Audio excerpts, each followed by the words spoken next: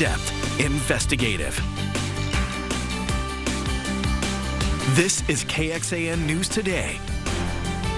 Austin ISD plans to talk about the state's plan for its special education program today. After months of back and forth, the Texas Education Agency might not take as much control over AISD as originally recommended. Thanks for joining us. I'm Tom Miller. I'm Sally Hernandez. We're following reports of a backlog with the program's evaluation process. The TEA recommended that state officials step in and take even more control. But AISD appealed that recommendation. AISD says the TEA has now offered an alternative plan that's less extreme than the original one. This after the district says it tripled its evaluation staff. AISD could not disclose the details of that plan yet, and the TEA had no comment. Advocates, though, hope whichever plan moves forward, that kids get the resources they need quickly. The process of a full independent initial evaluation is that's really the gateway into special education services for students with disabilities. Without that timely and full evaluation, services don't start. So that's the important part of that evaluation process. Board members have until September 29th to vote on whether they want to accept TEA's plan.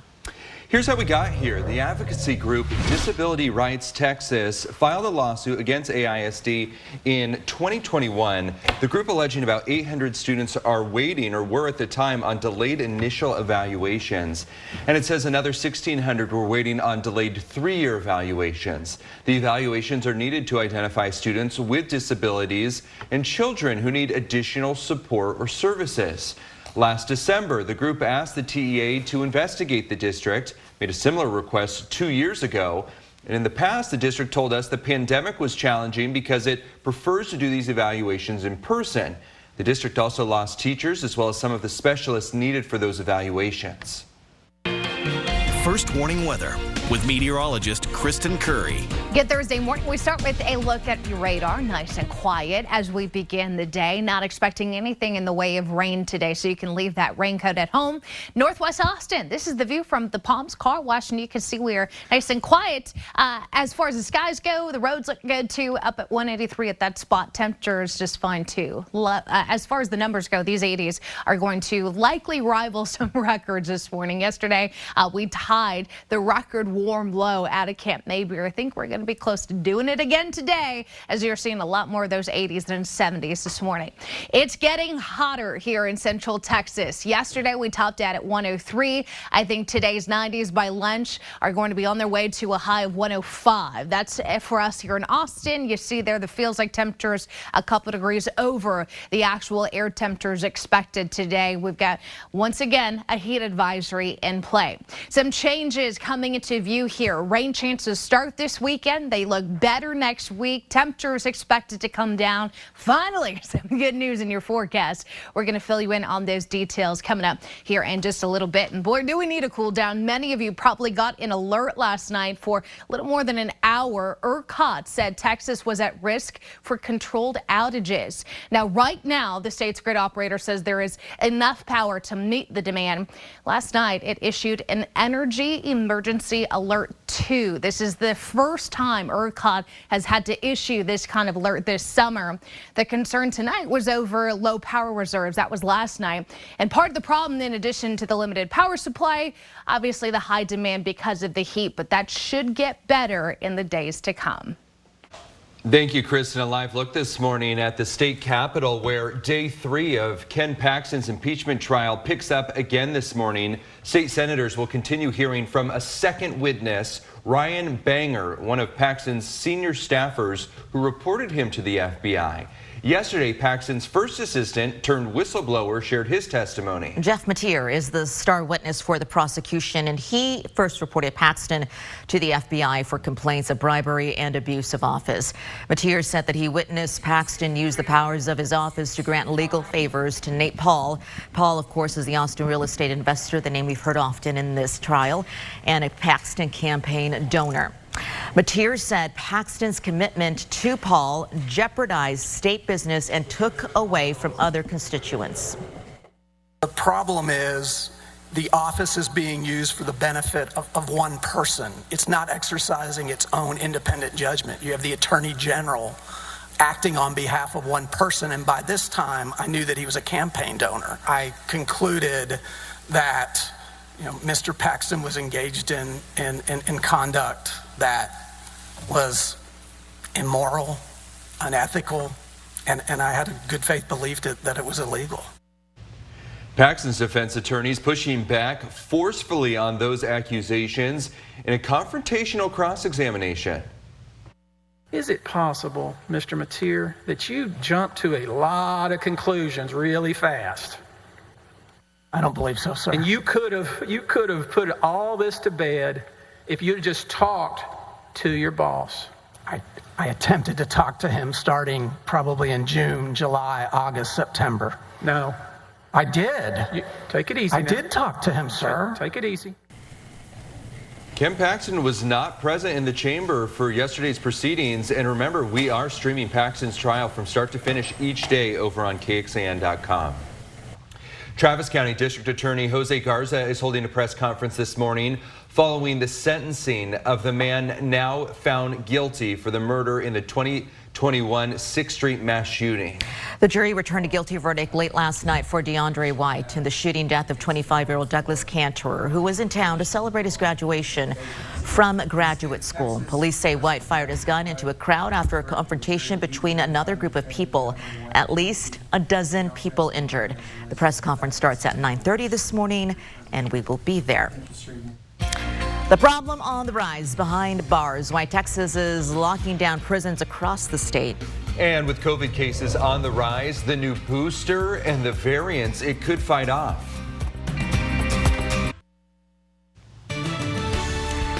Good morning, everyone. This is a live look at the camera we have over for you at the Palms Car Wash. We have Kristen talking about the latest when it comes to your weather and what you could expect on this Thursday. But we know frustration is mounting after a software update shut down driver's license offices across the state. And we learned that the offices will be closed again until at least noon today. They're having major problems here, and this is because of a system update that didn't go as planned. Driver's license offices across the state closed through Friday through Labor Day. This was last week.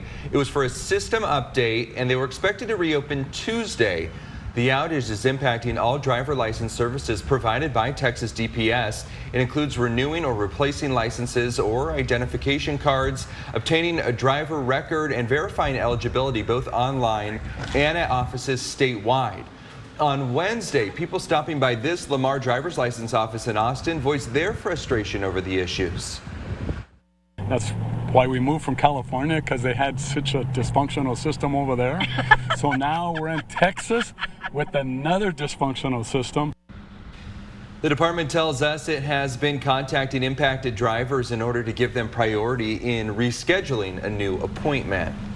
And this morning, Texas prisons are on lockdown. Texas Department of Criminal Justice says it's working to address a rise in drug use and drug-related inmate deaths. And it means facilities are on lockdown as the agency is searching for drugs. Each facility is going to limit moving inmates around and their contact with people outside prison. Inmates and staff will undergo more searches.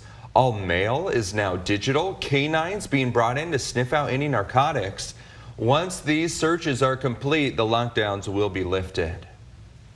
The long wait just about over. What to expect as the NFL season kicks off? Cities all across Central Texas are under some type of water restrictions. Who is following the rules and who they say are not? This is KXAN Sports, brought to you by Thomas J. Henry. Well, so much is made about the sheer top-end talent of Texas's opponent this week in Alabama, and rightfully so. We see how they recruit every year. But for the Longhorns, they have some highly touted players as well, particularly one of their receivers and the leader in that room, Xavier Worthy. The now junior has been outstanding in his first 2 seasons in Burnt Orange, leading Texas in receptions, receiving yards, and touchdowns, both of his first 2 years. But he's dealt with some adversity, some struggles this season ago, notably having to play through a broken hand. Now in 2023, Worthy seems rejuvenated. The personality of him is really back out. He's smiling so much more. You can almost feel like there's a weight lifted off his shoulders, and he's enjoying playing the game. And he's reaping the benefits of it, but we are too. Yeah, we're getting the best version of him right now, which is a really good version. I feel like I'm playing more relaxed, just doing me and just having a smile about it, just going about it the next play could be my last play, so I'm just taking everything to mind and just living my best life. And what a loaded wide receiver room Texas has, of course, with Worthy and then veterans like Jordan Whittington, some transfers coming in, Isaiah Nayor a season ago, Adonai Mitchell this year, and then some outstanding freshmen, including Jonte Cook and DeAndre Moore. But still, it's Worthy leading that room, looking to propel that Texas offense to the next level. For now, at DKR Texas Memorial Stadium, Noah Gross, KXAN News. The long wait just about over, going from college ball to the NFL. Game day in Kansas City. NFL season kicks off tonight. Super Bowl champ Chiefs are going to raise another banner before taking on the Detroit Lions in primetime right here on KXAN and NBC's Jay Gray's in Arrowhead Stadium. Chiefs Kingdom has been, well, beating the drum for the start of this season since the last time their team played, which worked out pretty good. And now 7 months later, the Super Bowl excitement continues. Everywhere you go, everybody's talking Chiefs, and I came home to my husband. I said, the guy at Home Depot wanted to talk to me about the Chiefs. The city, awash in Chiefs red, flags and cheerleaders turning parks and street corners into kickoff eve pep rallies. The visiting Lions are feeling the energy of the first game, too. We know it's prime time. We know we're in a big-ass stadium with a lot of people, so we're ready to go. Traveling from Motown, looking to bring their own momentum and silence the championship celebration. And I think our job and what they should really relish in is, trying to, quiet the crowd. That to me is the ultimate. If you can quiet the crowd because you're making plays. The plays, the party, the NFL season kicking off in just hours at Arrowhead Stadium. Jay Gray, NBC News, Kansas City. Here we go. Here we go. Yeah, if you're able to quiet that crowd at Arrowhead, you're doing something right. But there's not many teams that have been able to do it. No way. It should be a good game, though. I think, obviously here in Texas, we've got Patrick Mahomes, a Texas QB from Texas Tech. So he's one to root for. But did y'all watch Hard Knocks? I do not. I don't remember. Okay. Yeah. The Detroit Lions were featured. Oh, and yes. Every time they do a show, I'm like, okay. All right, let me show you what's going on with your forecast here. We're going to get you to your high school football forecast for tonight. We've got our big KBVO game of the week. And then obviously we're going to be talking a little bit about what's to be expected with the weather out in Tuscaloosa. Temperatures right now, comfortable, 82, clear skies, gorgeous morning. Yes, it's humid, but as far as the numbers go, these mornings are hard to beat, right? These are the ones that I think hurt a little bit come December and January when you're walking out and it's freezing. The summertime afternoon highs definitely we ready to say goodbye. We're ready to put this to bed. That 105 is going to be topped by tomorrow's temperature of 107, meaning yes, the temperatures are trending up. The feels like temperatures will also be something to consider because despite the fact that the thermometer will read about 105 this afternoon in Austin, in the shade, it's going to feel like 107 because of all that humidity. So your heat indices clearly a problem. National Weather Service is looking at the same thing I am. They went ahead and triggered another heat advisory. That kicks in noon time, continues until 7 p.m. Covers up most counties here in Central Texas. Now, no rain today, no rain tomorrow. Couple spotty showers possible this weekend. We're more likely to see more widespread, more meaningful rain coming in Tuesday, Wednesday of next week. That will be this advertised cold front we've been telling you about for the last couple of days here. And what's interesting is that rainfall potential continues to trend upward. So we love to see this right now. Between now and the middle of next week, we could see anywhere from 3/4 of an inch to 2 inches of rain in the gauges here. Higher totals expected in our northern counties. But hey, that's the best looking graphic I've showed you in probably 3 months here when it comes to rainfall potential. So we're excited about it. We're just going to have to suffer through the next few days to get it.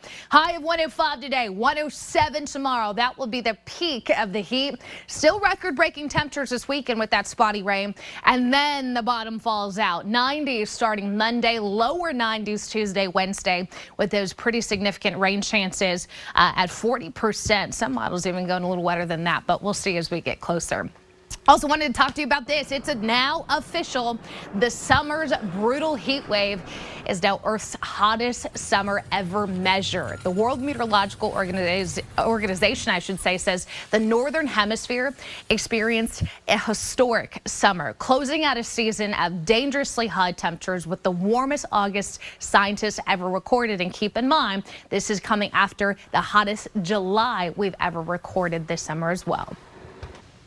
Well, Governor Greg Abbott's office just announced it is handing out another 60,000 units of naloxone, that's also known as Narcan. He's going to hand them out to police departments across Texas in an effort to combat the fentanyl-related deaths we're seeing. And KXAN's Nabil Ramadna shows us how a local grandmother who lost her granddaughter says the more people know, the more lives we can save.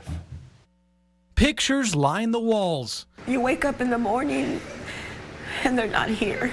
Memories of better times for Joanne Lopez. And it's just a reminder, fentanyl took her life. Her granddaughter, Victoria Joanne Trevino, just 26 years old when she died.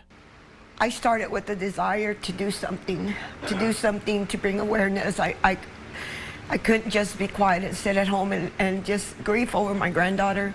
According to Travis County, in 2020, fentanyl-related overdoses killed 883 people in Texas.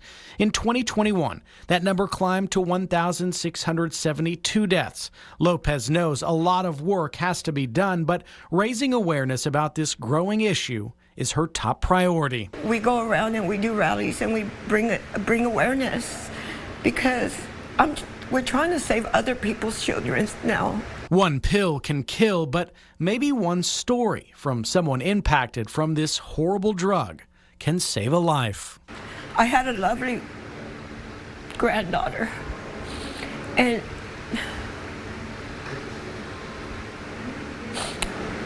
she left her grandma. Nabil Ramadna, KXAN News. Also this morning, the family of a retired pilot who died in the Wings Over Dallas air show crash filing a lawsuit. They want to ensure the safety of pilots flying in civil aviation events. That deadly crash happened last November, and it's when two planes collided in the air show during a Veterans Day celebration. This is that horrific video from the ground.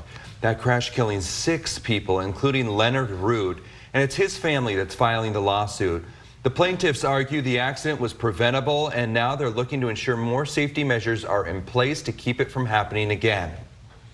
Going in depth here, the National Institutes of Health says between 1993 and 2013, there were 174 crashes during air shows across the U.S., 91 fatal, resulting in 104 people dying. And 83 of those crashes were non-fatal, resulting in 44 injuries. A Hutto school bus driver may have suffered a heat-related emergency right before crashing into a house Tuesday afternoon. The kids on the bus are okay, and we're told the bus driver is recovering. Firefighters believe the driver had a heat-related medical issue. The district says all of its buses do have air conditioning, but the AC on that bus that you see in the video that crashed was not working at the time. 4 students on the bus were not injured. Hutto ISD says it has 10 buses that need AC maintenance, but in the meantime, drivers have been instructed keep the windows open, put them down, and the district has provided water and cooling neck towelettes to bus drivers. School bus carrying 49 kids colliding with a tow truck in Pennsylvania. Check out the video there. State police said the driver of the tow truck is believed to have suffered a medical issue while driving, causing them to cross over the road and strike the bus. Both the driver and the school bus driver suffered moderate injuries, and while the kids only sustained minor injuries, all were taken to the hospital just for evaluation. Officials said an investigation is still ongoing.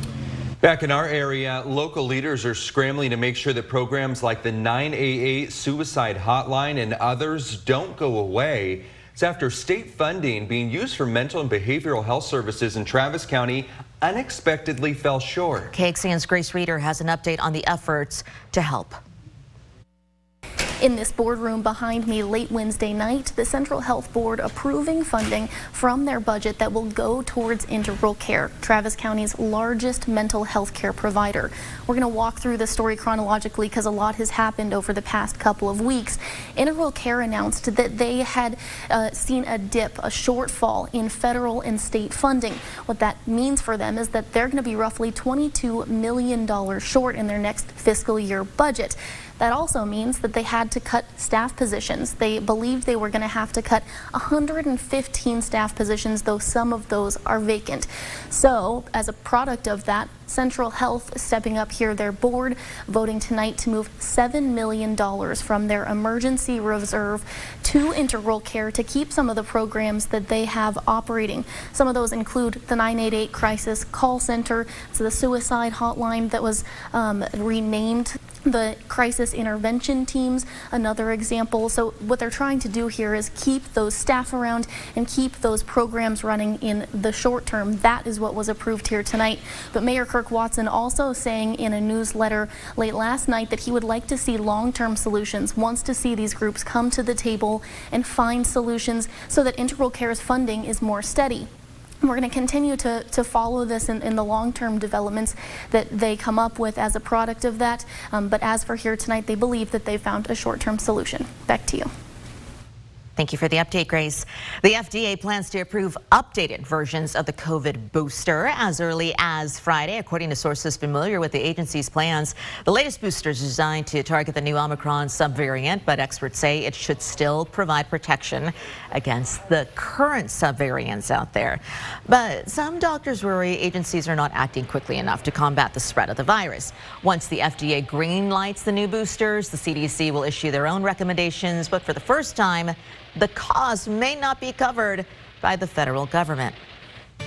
A verdict reached in the trial of the man accused of the 2021 mass shooting on 6th Street in Austin, plus what the jury still needs to decide in the case.